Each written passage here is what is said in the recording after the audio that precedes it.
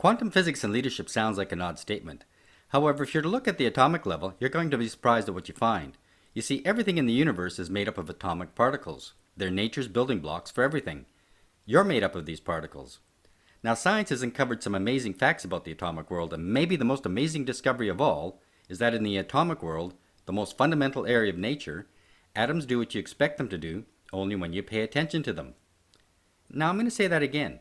On the most fundamental level of nature, atoms do what you expect them to do, only when you pay attention to them. In a few seconds, we're going to watch a short video that explains this in a bit more detail. But before we watch the video, I'd like you to consider this statement. People do what we expect them to do when we pay attention to what they're doing. And I'll say that statement again. People do what we expect them to do when we pay attention to what they're doing. So as you watch the video, I'd like you to ask yourself this question. Are the actions of people that much different than the actions of the most fundamental things in the universe? I think you're going to be surprised at what you find. Hi, so you want to know the basics of quantum mechanics? Great, you're in the right place. What is quantum mechanics? Quantum mechanics attempts to explain the behavior of subatomic particles at the nanoscopic level. It is one of the most successful branches of physics, and there are countless examples of scientific experiments confirming predictions made by the laws of quantum mechanics. What is a particle? One of the particles you will be most familiar with will be the electron. These orbit the nucleus of atoms, and the nucleus is made up of two other particles, protons and neutrons. The electron is an elementary particle, one of the fundamental constituents of the universe. Particles behave like waves. There's a famous experiment in quantum physics called the double-slit experiment, which exposed something about particles that still surprises us today.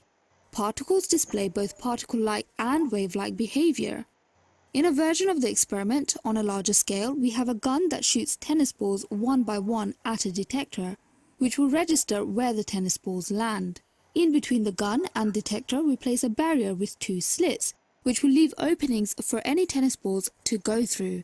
Over a period of time, and after many tennis balls, a pattern emerges on the detector, indicating where the tennis balls have landed.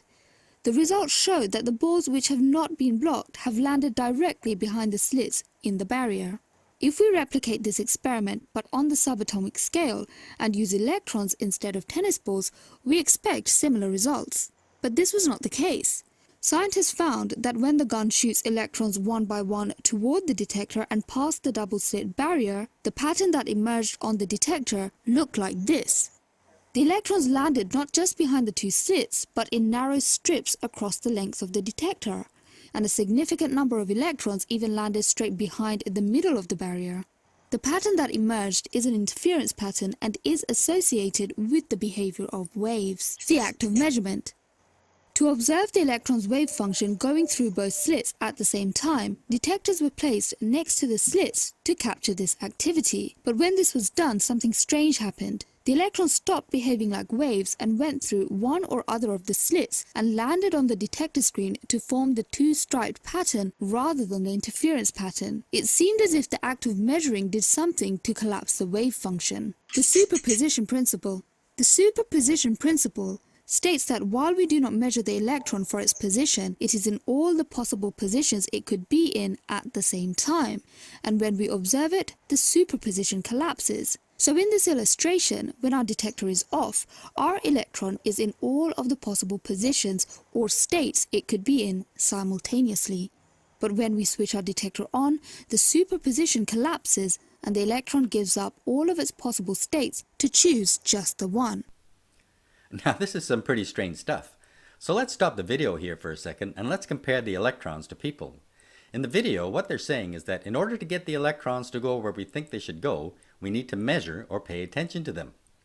Now is this any different than people? People in business and their lives constantly go through their days without any goals or any direction. And because of that, we end up with this situation. The results of our efforts may end up anywhere from excellent to abysmal. Now if you want to change that and have consistently good results that get you headed in the right direction, you have to do one critical thing. You have to pay attention to what you're doing. Can effective leadership be as simple as paying attention to what we're doing or what our teams are doing? I think it can be. Now let's get back to our video and see what else happens in this strange world. Time-traveling electrons. Another way scientists have tried to observe the electron superposition in the double-slit experiment was to observe them after they had passed through the slits.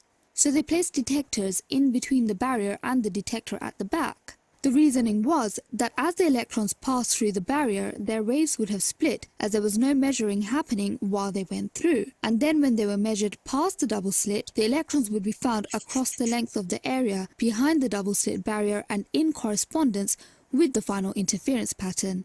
But that didn't happen.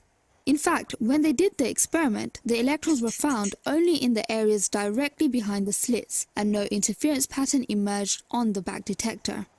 Stranger still, when the detectors were switched off, the interference pattern returned. When scientists weren't looking for the electrons, they continued to exhibit their wave-like properties and land on the back detector to produce the interference pattern. But when the electrons were observed, they collapsed back to a particle and eliminated all evidence of the superposition by not being detected anywhere but behind the slits. So the scientists attempted to outsmart the electrons and decided not to have the detector switched on until after some of the electrons had passed through the slits. But even when they did that, the electrons somehow knew that the scientists were going to switch the detectors on, and the superposition collapsed. There was no interference pattern and electrons were only found behind the slits. Every time the scientists decided to leave the detectors off for the whole of the experiment, the interference pattern emerged, and every time the scientists decided to turn the detectors on midway through the experiment, the interference pattern no longer appeared. So it was almost as if the electrons were going through the slits with their wave function intact, and as soon as they realized that the detectors were going to be switched on, they went back in time, reverted back to particle-like behavior, and erased all evidence of the superposition.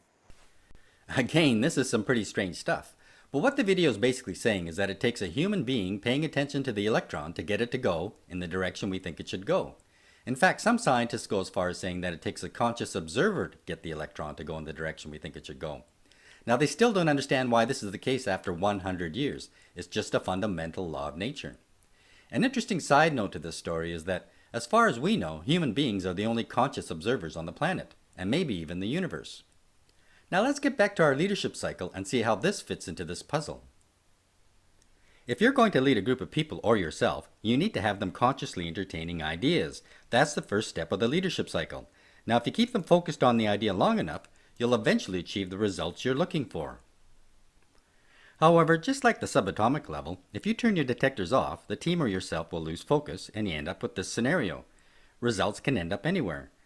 However, as a leader, if you turn your detectors back on, the team or yourself will begin to focus back on what needs to be done to achieve your objective. So the key to leading a team or yourself in the direction you want to go is to keep your detectors on. As you continue with my program, the formula that you learn will be the simplest way to keep your own detectors on and your team's detectors on. And as you do this, something amazing begins to happen. You like the feeling. And because you like the feeling, you begin to naturally accomplish the goals and targets you set for yourselves. It truly is amazing. Now in the next video, you're going to learn how to grow diamonds. I hope you enjoy it.